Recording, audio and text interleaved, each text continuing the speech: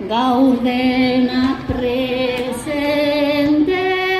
gaude, euren izen ta abizen, bada garaia itzaletik argiratera daitezen, bada garaia itzaletik argiratera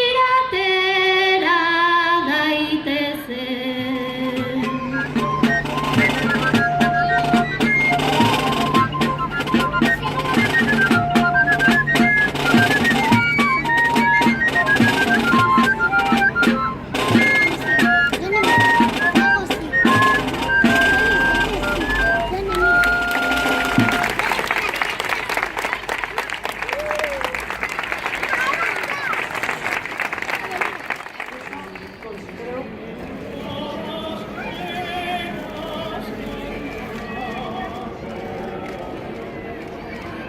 Muchísimas gracias, consejeros. Hoy estamos aquí para rendiros homenaje a vosotras y vosotros, a vuestros familiares. Pero sobre todo, estamos aquí para daros las gracias.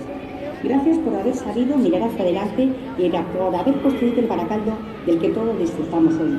Un Baracaldo lleno de color, un Baracaldo solidario y un Baracaldo que desde hoy recordará en la torre de su reloj a quienes perdieron la vida en un conflicto que jamás debió existir. Gora Baracaldo!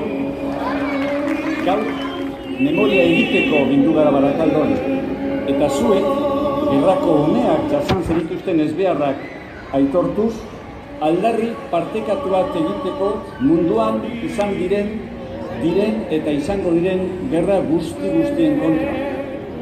Zuen lekuko bizia eta zuen begirada itxaropentsua arrazoi bide irmoa izan daitezela etorkizunean horrelakorik gertatu ez dadin berriro.